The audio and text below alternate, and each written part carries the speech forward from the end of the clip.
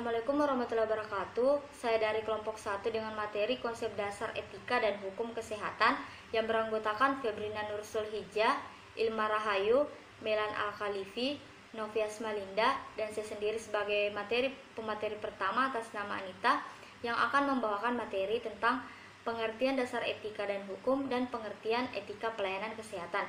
Yang pertama yaitu pengertian dasar etika dan hukum. Secara etimologis, etika diambil dari bahasa Yunani yaitu ethos, yang artinya adalah adat istiadat atau kebiasaan. Di dalam pengertian ini, etika dan etik memiliki makna yang kurang lebih hampir sama. Namun dalam perkembangannya, etika ini dihubungkan dengan hal-hal yang berkaitan dengan nilai, sehingga etika menjadi bagian dari ranah aksiologi yang bahkan mungkin lebih sering disebut dengan filsafat tingkah laku manusia. Menurut Linen, hukum kesehatan adalah semua peraturan hukum yang berhubungan langsung pada pemberian pelayanan kesehatan dan penerapannya pada hukum perdata, hukum administrasi, dan hukum pidana. Dan menurut Undang-Undang Republik Indonesia Nomor 23 Tahun 1992, hukum kesehatan adalah semua ketentuan hukum yang berhubungan langsung dengan pemeliharaan atau pelayanan kesehatan. Yang kedua yaitu pengertian etika pelayanan kesehatan. Dalam arti yang sempit, pelayanan kesehatan adalah suatu tindakan pemberian obat-obatan dan jasa kepada masyarakat oleh pemerintah dalam rangka tanggung jawabnya kepada publik, baik diberikan secara langsung maupun melalui kemitraan dengan swasta masyarakat berdasarkan jenis dan intensitas kebutuhan masyarakat dan kemampuan masyarakat. Tujuan dari pelayanan kesehatan adalah menyediakan obat-obatan dan pelayanan jasa yang terbaik bagi masyarakat. Nah, dalam arti yang luas, konsep pelayanan kesehatan atau health service adalah identik dengan memberikan pelayanan jasa demi kepentingan masyarakat yang luas. Pentingnya etika pelayanan kesehatan. Etika lebih menggambarkan norma tentang perbuatan itu sendiri, yaitu apakah suatu perbuatan boleh atau tidak boleh dilakukan. Misalnya mengambil barang milik orang lain tanpa izin dan tidak pernah diperbolehkan. Sementara etiket menggambarkan cara suatu perbuatan itu dilakukan manusia dan berlaku hanya dalam pergaulan atau interaksi dengan orang lain dan cenderung berlaku dalam kalangan tertentu saja. Misalnya, memberi suatu kepada orang lain dengan tangan kiri merupakan cara yang kurang sopan menurut kebudayaan tertentu, tapi tidak ada persoalan bagi kebudayaan lain. Karena itu, etiket lebih bersifat relatif dan cenderung mengutamakan simbol lahiriah bila dibandingkan dengan etika yang cenderung berlaku universal dan menggambarkan sungguh-sungguh sikap batin. Beberapa permasalahan etika pelayanan kesehatan. Kode etik pelayanan kesehatan di Indonesia masih terbatas pada profesi seperti ahli keperawatan, kebidanan, dan kedokteran. Sementara kode etik untuk profesi yang lain masih belum nampak. Ada yang mengatakan bahwa kita tidak perlu kode etik, karena secara umum kita telah memiliki nilai-nilai agama, etika moral Pancasila, bahkan sudah ada Sumpah Pegawai Negeri yang diucapkan setiap apel bendera.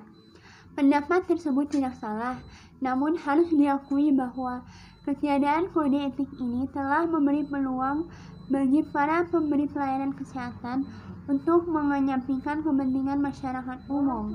Kehadiran kode etik itu sendiri lebih berfungsi sebagai alat kontrol langsung bagi perilaku para pegawai yang bekerja di bidang kesehatan. Kelemahan kita terletak pada ketiadaan atau terbatasnya kode etik.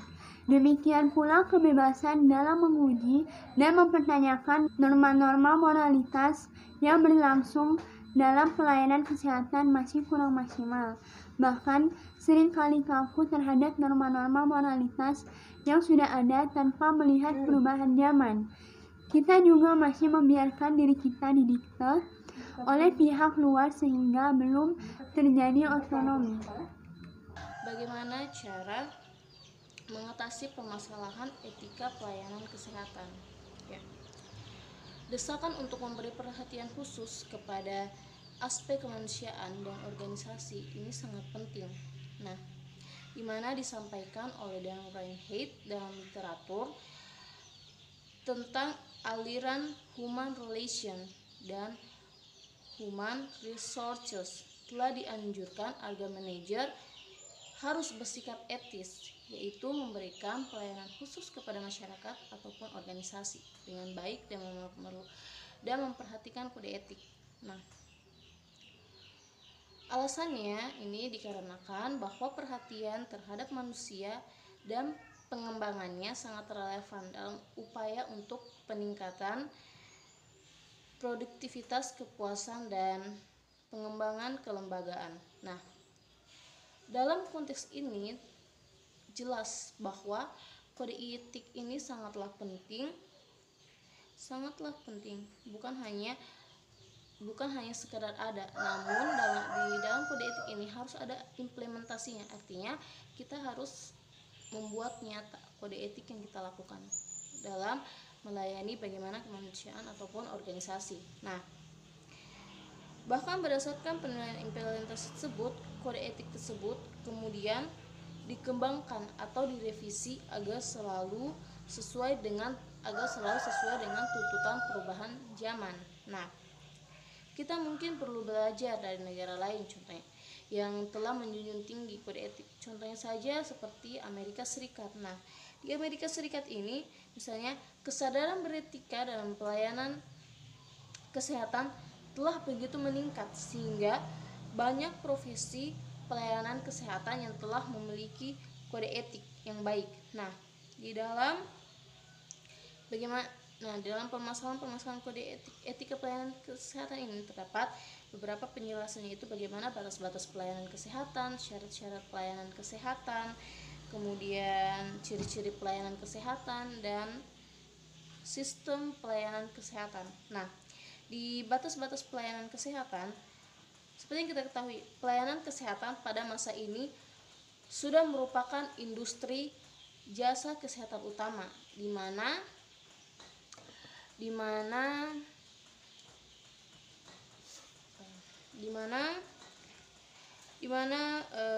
setiap rumah sakit bertanggung jawab terhadap menerima gugatan dari jasa pelayanan kesehatan. Kalau misalnya itu diberikan tidak sesuai harapan oleh pasien. Nah, di samping itu penekanan pelayanan kualitas yang tinggi tersebut juga harus dapat dicapai dengan biaya yang dapat dipertanggungjawabkan. Nah, sesuai dengan batasan yang saya bahas tadi, pelayanan kesehatan memiliki bentuk dan jenis yang bermacam-macam yang telah ditentukan. Nah, pertama yaitu pengorganisasian pelayanan. Nah, dalam pengorganisasian pelayanan ini, apakah dia ini dilaksanakan secara sendiri atau bersama-sama dalam suatu organisasi. Kemudian ruang lingkup kegiatan, apakah di dalam ruang lingkup kegiatan ini apakah hanya mencakup kegiatan pelayanan kesehatan, peningkatan kesehatan, pencegahan penyakit, atau lebih dari itu. Nah, kemudian sasaran pelayanan kesehatan, apakah sasaran dalam pelayanan kesehatan ini perorangan, kelompok, ataupun masyarakat secara keseluruhan. Kemudian syarat-syarat pelayanan kesehatan. Syarat-syarat pelayanan kesehatan yaitu pertama terjadinya berkesinambungan atau available and continue. Kemudian pelayanan kesehatan harus tersedia di masyarakat dan dilaksanakan secara berkesinambungan. Nah, kemudian dapat diterima dan wajar. Pelayanan kesehatan yang baik adalah pelayanan kesehatan yang dapat diterima dan wajar. Nah, kemudian mudah dijangkau atau affordable, kemudian terjangkaunya dari segi pembiayaan yang sesuai dengan kemampuan ekonomi masyarakat, kemudian mudah dicapai, pelayanan yang mudah dicapai lokasinya bermutu, dan pelayanan kesehatan satu pihak memuaskan pemakai jasa dari pihak lain. Kemudian ciri-ciri pelayanan kesehatan yaitu meliputi pleasantness, atau seorang petugas harus menyenangkan pelanggannya atau penerima jasa pelayanan kesehatan. Kemudian seseorang yang memiliki keinginan kuat dari dalam dirinya untuk membantu dan menyukai pelanggan. Kemudian seseorang harus menghargai dan menghormati pelanggan kesehatan. Kemudian seseorang harus memiliki rasa tanggung jawab yang besar terhadap pekerjaan dan perkataannya terhadap pelanggan. Kemudian seseorang harus memiliki jalan pemikiran yang terali dan terorganisasi untuk melakukan pekerjaan dengan metode baik dan tingkat kecepatan yang tinggi. Kemudian seseorang harus memiliki kerapian diri dan bangga terhadap pekerjaannya sendiri. Kemudian seseorang harus melakukan pekerjaan dengan keakuratan atau ketelitian. Artinya berarti sini kita harus bekerja secara akurat dan teliti. Kemudian seorang harus bersikap setia pada manajemen dan rekan kerja, yang dimana apabila setia kepada manajemen waktu dan rekan kerja ini merupakan kunci membangun kerjasama dalam suatu pekerjaan. Kemudian sistem pelayanan kesehatan. Nah, di dalam sistem pelayanan kesehatan ini terdapat pelayanan kesehatan seperti yang pertama, yaitu pelayanan kesehatan dasar. Kedua, pada umumnya pelayanan kesehatan dasar ini dilakukan di puskesmas, seperti puskesmas pembantu, puskesmas keliling. Nah, ini dilakukan apabila selain di rumah sakit. Kemudian pelayanan kesehatan rujukan. Dan keempat yaitu pelayanan kesehatan umum. Nah, di pelayanan kesehatan umum ini dia lebih dilakukan di rumah sakit, yang dimana pelayanan keperawatan diperlukan baik dalam pelayanan kesehatan dasar maupun pelayanan kesehatan rujukan. Kemudian yang saya bahas yaitu tentang hukum kesehatan. Seperti yang kita ketahui, hukum adalah peraturan perundang-undangan yang dibuat oleh suatu kekuasaan dalam mengatur pergaulan hidup masyarakat. Nah, yang dimana pergaulan hidup atau hidup di masyarakat yang sudah mampu seperti sekarang, yang seperti sekarang itu tidak cukup hanya dengan adat kebiasaan yang turun-temurun seperti sebelum lahirnya peradaban yang modern. Nah, untuk itu maka oleh kelompok masyarakat yang hidup dalam suatu masyarakat atau negara diperlukan aturan-aturan yang secara tertulis yang disebut sebagai hukum. Nah, meskipun demikian, tidak semua perilaku masyarakat atau hubungan antara satu dengan yang lainnya yang masih perlu diatur oleh hukum yang tidak tertulis, yang disebut seperti misalnya contohnya etika, adat istiadat, kepercayaan dan sebagainya.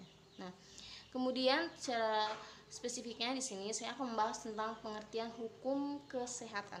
Nah, hukum kesehatan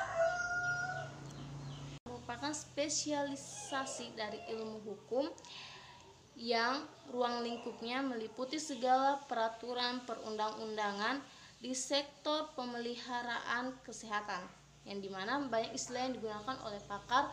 Ada yang menyebutkan hukum kedokteran dan hukum medik. Nah,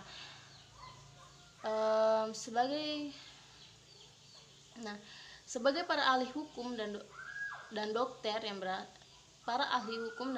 berasal dari Inggris, Amerika dan Australia menggunakan istilah draft medical, di mana dengan demikian health law diterjemahkan sebagai hukum kesehatan.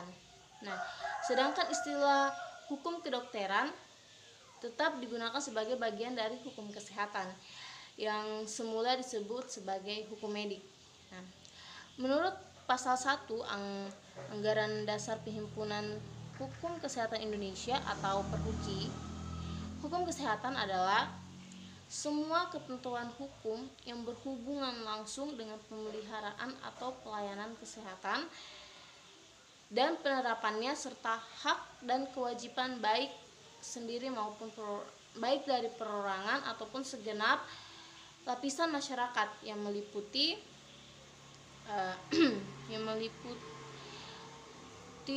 penyelenggaraan kesehatan dalam segala aspek, organisasi, sarana, pedoman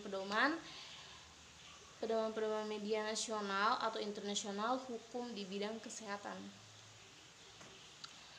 Kemudian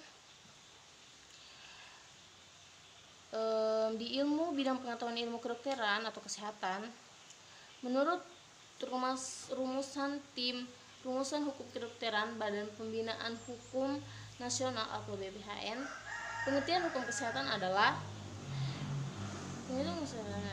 ketentuan hukum yang mengatur tentang hak dan kewajiban baik dari tenaga kesehatan dalam melaksanakan upaya kesehatan maupun dari individu dan masyarakat yang menerima upaya kesehatan tersebut dalam segala aspeknya, yaitu aspek promotif, preventif, dan kuratif.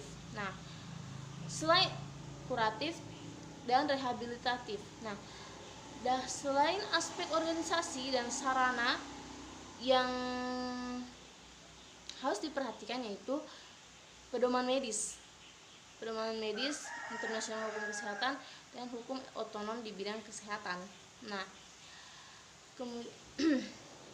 kemudian di ilmu pengetahuan juga dan literatur medis juga menerapkan tentang sumber-sumber hukum kesehatan yang bisa kita lihat. Nah, sebagai bahan perbandingan dapat dikemukakan pada rumusan dari Van der Wijin atau Veronica K tahun 1901 yang menyatakan bahwa hukum kesehatan adalah lembaga peraturan yang langsung berhubungan dengan perawatan kesehatan. Nah, sekaligus juga dengan penerapan hukum sipil umum, pidana, dan administrasi. Nah, dengan demikian, hukum kesehatan meliputi seluruh aturan hukum yang ada. Yang berhubungan langsung dengan bidang pemeliharaan kesehatan, yaitu meliputi hukum medis atau kedokteran, hukum keperawatan, hukum farmasi, hukum rumah sakit, dan hukum kesehatan lingkungan.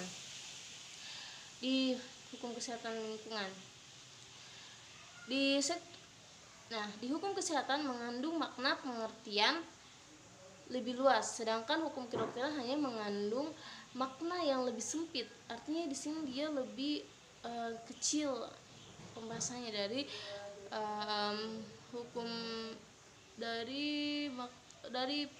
dari hukum kesehatan. Nah,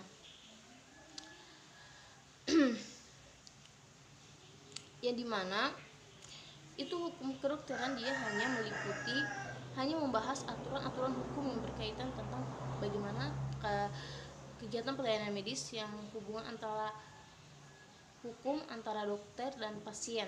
Nah, kemudian antara dokter dan rumah sakit, kemudian serta antara rumah sakit dan pasien. Sumber hukum kesehatan. Sumber hukum kesehatan memiliki beberapa sumber, yakni yang pertama, pedoman internasional. Konferensi Helsinki 1964 merupakan kesepakatan para dokter sedunia mengenai penelitian kedokteran, khususnya eksperimen pada manusia, yakni ditekankan pentingnya persetujuan tindakan medik. Yang kedua, hukum kebiasaan. Yang ketiga, jurisprudensi, yakni keputusan hakim yang diikuti oleh para hakim dalam kasus yang sama. Yang keempat, hukum otonom, yaitu suatu ketentuan yang berlaku untuk suatu daerah tertentu. Yang kelima, ilmu, yaitu substansi ilmu pengetahuan dari masing-masing disiplin ilmu. Yang keenam, literatur, yakni pendapat ahli hukum yang berwibawa menjadi hukum kesehatan. Misalnya mengenai penanggung-jawaban hukum, perawatan tidak boleh melakukan tindakan medis kecuali atas tanggung jawab dokter. Kemudian ada latar belakang perlunya hukum kesehatan. Kesehatan adalah salah satu modal pokok dalam rangka pertumbuhan kehidupan bangsa dan mempunyai peranan penting dalam pembentukan masyarakat adil, makmur, dan sejahtera. Bahkan, kesehatan sebagai salah satu unsur kesejahteraan umum harus diwujudkan sesuai dengan cita-cita bangsa Indonesia sebagaimana dimaksud dalam pembukaan Undang-Undang Dasar 1945. Derajat kesehatan sangat berarti bagi pengembangan dan pembinaan sumber daya manusia, serta sebagai salah satu modal besar bagi pelaksanaan pembangunan nasional yang hakikatnya adalah sebuah pembangunan manusia seutuhnya. Oleh sebab itu, kesehatan merupakan setiap kegiatan untuk memelihara dan meningkatkan kesehatan yang dilakukan oleh pemerintah dan oleh masyarakat dengan mempergunakan jasa tenaga. Kewenangan untuk melaksanakan upaya kesehatan itulah yang memerlukan peraturan hukum sebagai dasar pembenaran hukum wewenang kesehatan tersebut. Bidang sumber daya kesehatan inilah yang dapat memasuki kegiatan pelayanan kesehatan untuk mencapai peningkatan pelayanan kesehatan yang seluruh lapisan masyarakat Indonesia yang jumlah penduduknya amat besar bukanlah pekerjaan mudah. Oleh sebab itu, diperlukan juga peraturan perlindungan hukum untuk melindungi pemberi dan penerima jasa pelayanan kesehatan. Fungsi dan tujuan hukum kesehatan. Hukum berperan besar dalam mengatur sikap serta hubungan. Hukum yang timbul baik antar individu dan individu maupun individu dan kelompok atau masyarakat di dalam berbagai bidang kehidupan termasuk kesehatan. Tapi berlakunya hukum berdasarkan sifat dan hakikatnya tidak terlepas dari sistem hukum yang dianut dan nilai yang berlaku di dalam masyarakat tersebut. Dengan demikian, fungsi hukum adalah memberikan perlindungan kepada pemberi dan penerima jasa kesehatan, menjaga hak-hak manusia, dan hukum harus melindungi hak-hak pribadi manusia. Materi selanjutnya yaitu hukum dalam pelayanan kesehatan. Dalam penyelenggaraan pelayanan kesehatan, tenaga perawat merupakan tenaga kesehatan terbesar yang dalam kesehariannya selalu berhubungan langsung dengan pasien dan tenaga kesehatan lainnya.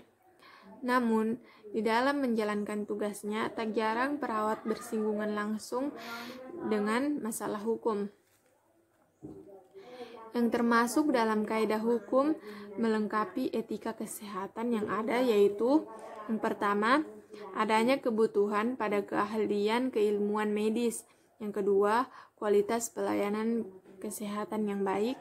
Yang ketiga, hasil guna atau tempat guna. Yang keempat, pengendalian biaya.